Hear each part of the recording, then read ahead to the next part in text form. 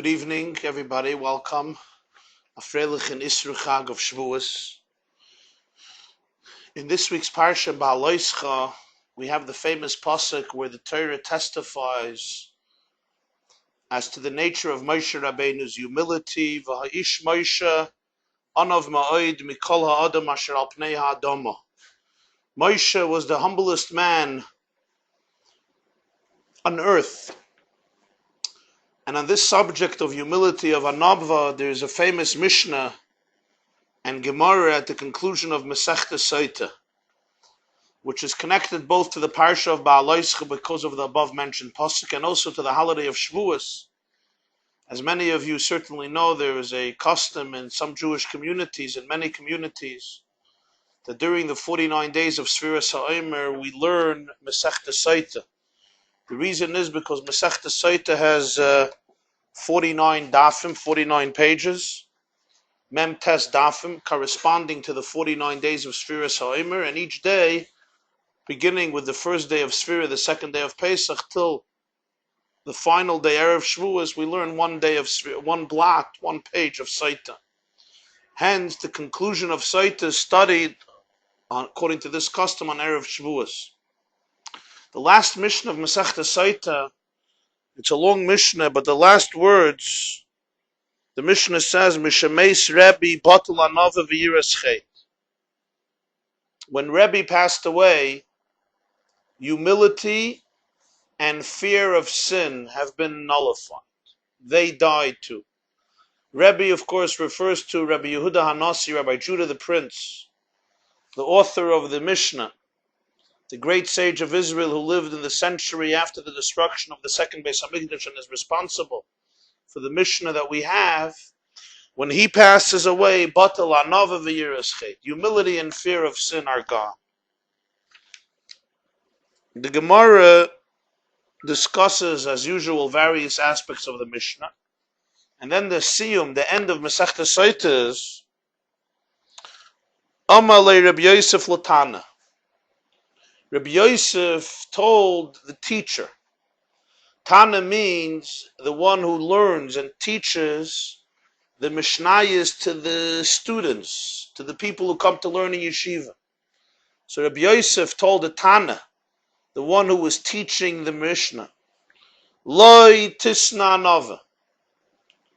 Don't teach this stanza of the Mishnah that when Rebbe died, humility went with him too. Why not?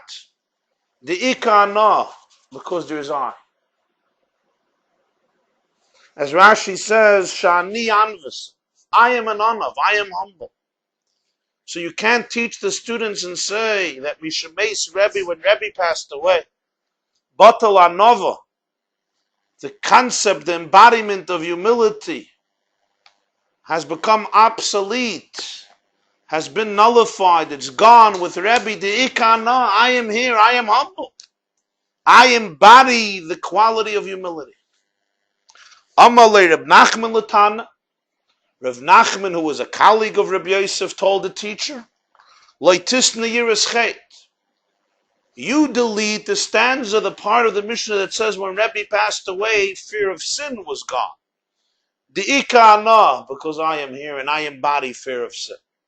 Rabbi Yosef had no problem with saying Mishameis Rebbe batla yiras chet, that when Rebbe died, fear of sin died, that he had no problem with. What Rabbi Yosef had a problem with saying that when Rebbe died, humility died, because I am here and I am humble. Rav Nachman, conversely, his problem was not with the word anava, his problem was with the word Mishameis Rebbe batel yiras chet.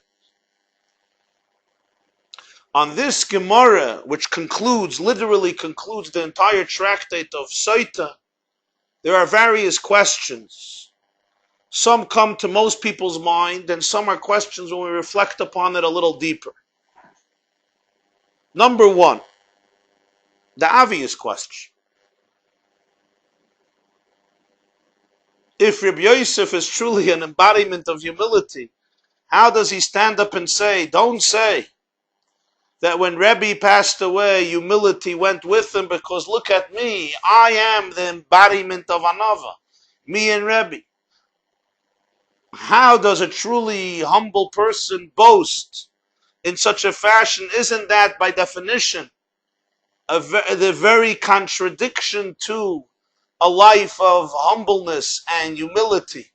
When the humble person declares publicly, or to the Tana, and it's recorded in the Gemara, I am Amma.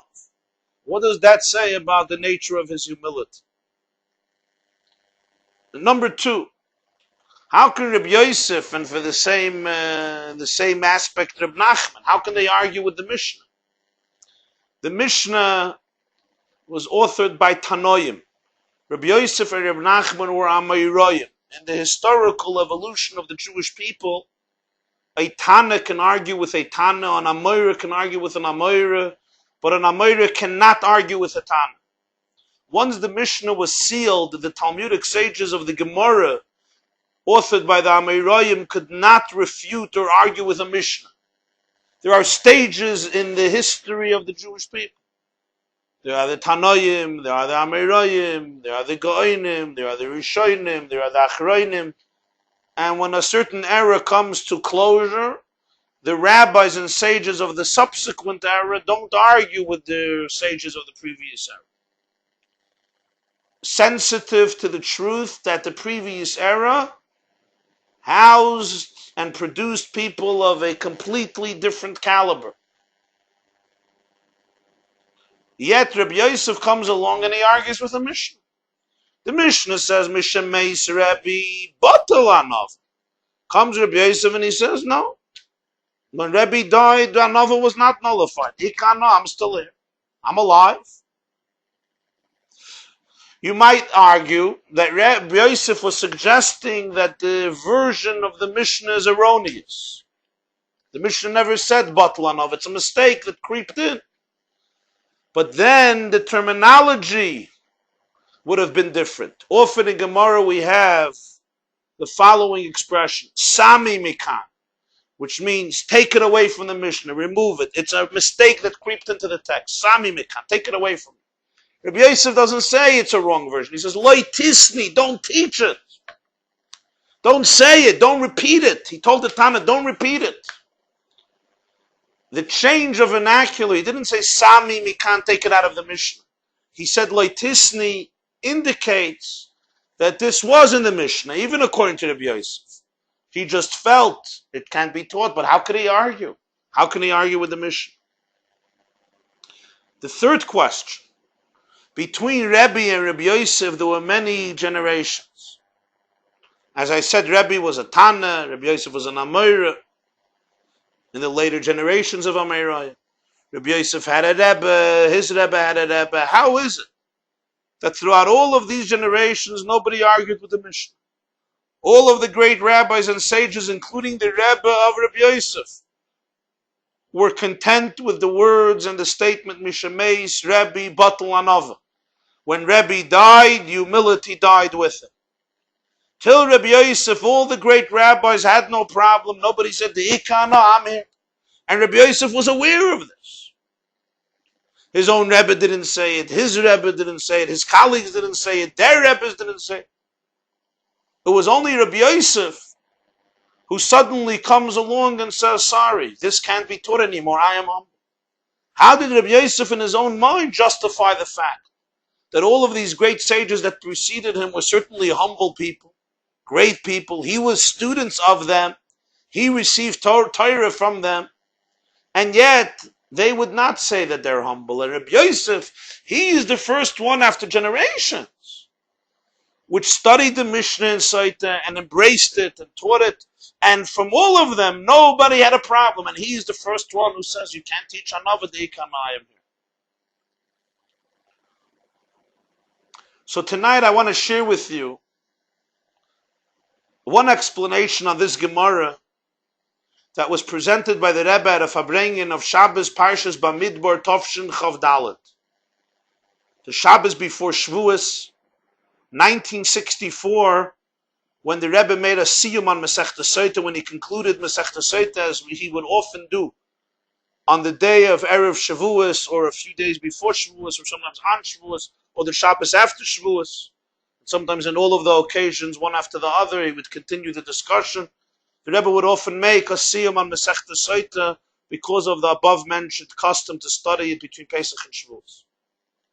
In that particular year, Tovshin Chavdala, the Rebbe presented a novel explanation to this Gemara, and some of the points of that explanation we will share this evening in the Shir. The Rebbe gave two introductions. Number one, as you know, the system of learning in the time of the Gemara was that there was something called a Meturgaman. Meturgaman meant every great rabbi had somebody to interpret his words, to expound on them, to explain them to the crowd. So the teacher, the great rabbi, would communicate the message to the Meturgaman quietly, and then the Meturgaman would stand up on the bima and communicate it to the entire audience of students, of pupils, of disciples who were assembled there, and he would expound and explain and interpret and elaborate on the words of the rabbi. That's point number one, introduction number one. In fact, the Masechta Soita tells the great story of, fascinating story of the two wives, the wife of the rabbi and the wife of the interpreter, who had a shtickle argument. This is earlier in Masechta Soita. The wife of the interpreter told the wife of the rabbi that my husband doesn't really need your husband. Just doing it for his respect. He listens and he explains, but there's no real need for him. He's as great and so forth. And of course, the wife immediately tells her husband, his name was Rebbe Avo. And she was upset. How does this guy who's your Meturgaman, he's insulting you? And Rebbe Avo said the famous words, "My ichpaslach, what do you care?" He tells his Rebbe, "What do you care if he feels that way?" Miniu minei iskalis beila. Whether it's from me or from him, let God be praised. Is it really important that I should be getting the credit? So there was always the rabbi and the Meturgaman, the one who interpreted, who presented it to the crowd.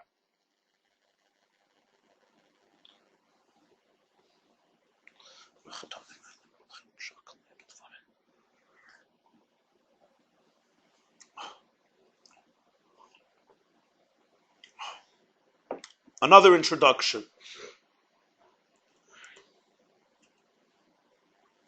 Torah is Torah's emes. It's truth. Yet you have to know who you're talking to.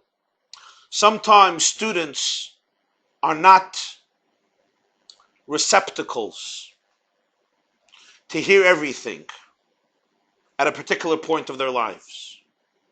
Not because the message is not true, but because the person does not have the maturity or the depth to be capable of internalizing the message and understanding it appropriately.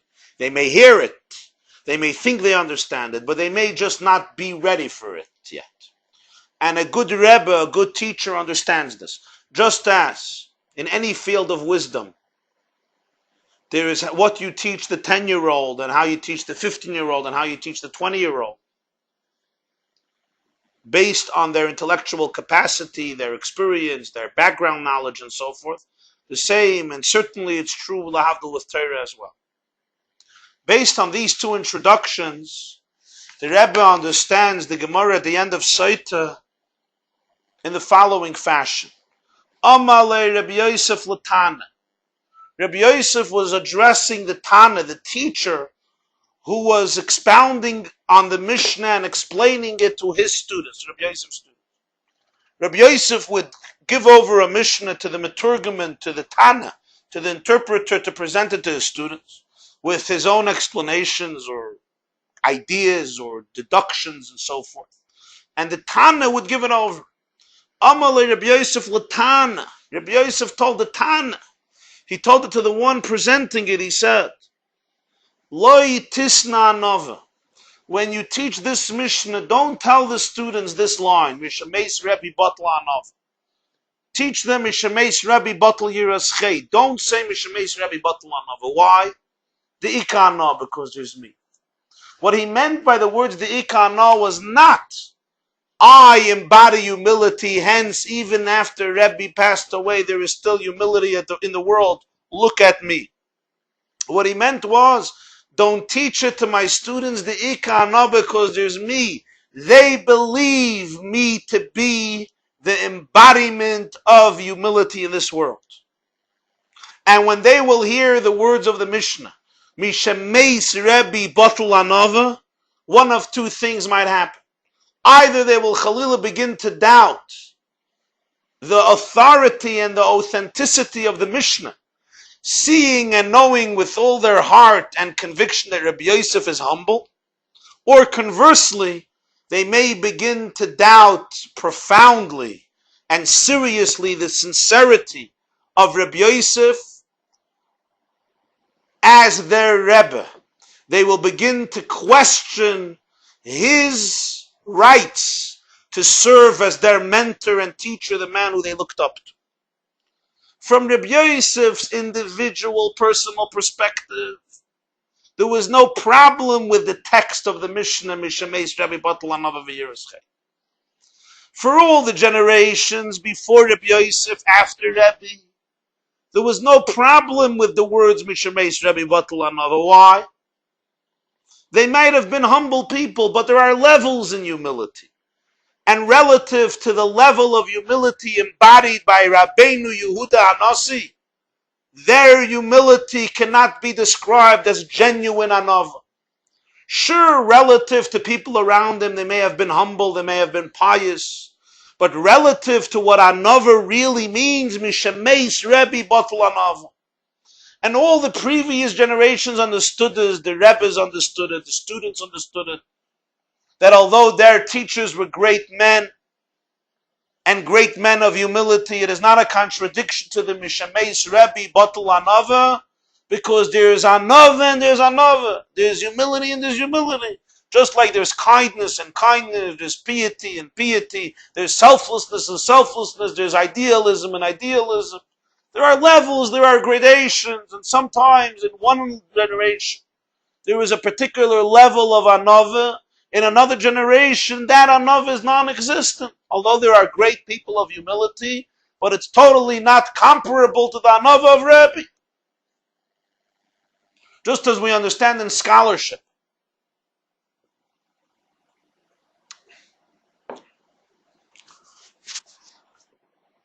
You'll take a personality like the Rogatchover Gaon. There are many Goinim. There were Goinim in his generation. There are Goinim in this generation. Jews who know Shas and know Halacha and know Gemara, Rashi, Tosfos and know Rishonim and know Acharonim, and you call them a Gaon. But can you even compare their genius, their scholarship, to a Goinis like of the Rogatchover? Anybody familiar even slightly with the perspective, with the Torah, with the Shittas, with the philosophies, with the Derech HaLimud of the Rogatchover Gaon of Rabbi Yosef Rosen knows it's totally of a different caliber. Like Rabbi Meir Simcha, the Sameach, Rabbi Meir Simcha Kohen of Dvinsk. They were once, he was the Misnagdasher Rav of Dvinsk, and the Rogatchover was the Chsidisher Rav of Dvinsk. So they were once extolling the virtues of the Rogatchover, and somebody said he has a phenomenal memory. And Rabbi Simcha says it's not true, he doesn't have a phenomenal memory. Phenomenal memory would be something that you learned a long time ago, and time has passed, and most people would forget it, but you remember it. He says the Rogatchover sees the whole Torah at every moment. It's an open book. Every Tosfos, every Rambam, every Rishon, every Yerushalmi, every line of Kol HaTorah Kula he sees in front of him. It's not a memory. But a person has to have the maturity and the sensitivity and the awareness to understand this. So when you say when a person dies, Goinis die, doesn't mean nobody afterwards knows how to learn. But that level is finished. It's gone. So Rabbi Yosef had no problem, Mishameis Rabbi Batal Anava, just like his Rebbe had no problem, and his Rebbe had no problem. But what happens sometimes is, as generations progress, digress, and advance and continue, Sometimes people don't even understand the language barrier. They're not sensitive to the fact that they're insensitive. They're ignorant of their ignorance. And here you have to be careful. When you're dealing with a generation, Rabbi Yosef says, who appreciates levels of anava, learn the Mishnah, teach the Mishnah. When you're dealing with my students, he tells the teacher, I know my students. They can't appreciate the words Mishameis Rebbe Batul Anava according to its true context and meaning. Thus don't teach them this line, because when they look at me, I embody to them the greatest level of humility. And when they hear in the Mishnah Mishameis Rebbe Batul Anava, their ability to receive from me the Torah and the yirah and the inspiration and the halacha that they receive from me on a daily basis will be severely damaged. Rabbi Yosef himself knows that his humility doesn't come close to Rebbe's, nor he might even consider himself as a humble person. The Gemara says in Pesachim that Rabbi Yosef used to celebrate Shavuos, Samachesam et Beis. He said he loved Hayoim et Kagarim Kama Yosef Ikebeshruka. If not for this great day, how many Yosefs are there in the marketplace? There are many Joes out there in the street. This day set me apart, it made me unique. So Rabbi Yosef acknowledged that his greatness is due to Hayoim Kagarim. It's the day, it's not even him. But his students, he felt, were not ready to hear this. It's similar to what the Gemara tells the story in Brachas, that when Rabbi said, Kigoyna no beinini, I am a beinini, amalei Abaye le'shavik marchaya l'chol beri. His student Abaye said, you're not letting anybody live. So the Rebbe explains in that Farbrengen, one of the possible meanings there is, Abaye said, you may be a beinini, but if it's declared, when you declare that you are a beinini, it may shake up the foundations of your students. So this is the meaning of Rabbi Yosef's words, which answers all of the questions. Rabbi Yosef was telling the Tana, you have to be sensitive to who my students are. It wasn't because of his arrogance, Chalila. It was because of his dedication to the students, understanding their needs, their sensitivities, their sensibilities. Don't ruin it for them. Don't delegitimize Rabbi Yosef in their eyes, because you're not giving them another Rabbi Yosef, and the only thing you may be accomplishing is that their perspective on Rabbi Yosef is profoundly altered and metamorphosized, and that can only cause weakness and decadence in their relationship to Rabbi Yosef as a teacher and a pupil. And from this, the Rebbe derived during that Farbrengen a great lesson to each and every one of us. He said, sometimes you look at a person who's successful in communication. This person is successful as a teacher, as a communicator, as a mentor, as a lamplighter. This person is successful in teaching, inspiring, kindling hearts, kindling sparks, igniting souls, stimulating brains. But you know that this person has flaws. And this person may have severe flaws. And sometimes you are absolutely right. And there are times and there are people who have an inclination to talk about these flaws, to explain to the students who look up so much to this person, let me tell you the real story. Calm down. Don't get so excited. Let me describe to you the real story behind this person. And you can, of course, go on and explain his motivations and the narcissism and the craving for power and egotism and popularity and the rosebuds and the voids and the flaws and the insecurities and all of the psychological, emotional, spiritual issues that this person has. And you know what? You may be perfectly right. And not only that, It may be even worse than you're describing it. Zog the Rebbe, it is a mistake to do so. And the reason it's a mistake is because you're not giving this person's students or pupils or disciples or friends a replacement. What you are doing is you're depriving them from a source of inspiration, of wisdom, of scholarship, of depth that they had in their lives. If the teacher, whose flaws you are so intimately aware of, is communicating to them falsehood, if he is perverting them, Khalillah, if he is taking them off the right track, if he is telling them inappropriate ideas, communicating inappropriate ideas, fine. But you know that what he's teaching them is true. He is giving them a love for Torah, he's giving them a love for Yiddishkeit, he's giving them a sensitivity to Yerushalayim, a depth in Avos Yisrael, and Avos Hashem, and in Avos HaTorah.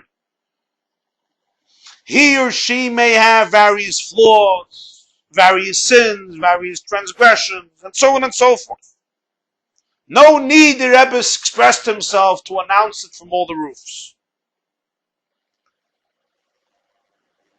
A replacement you're not giving them. Another Rebbe Yosef you will not give these people.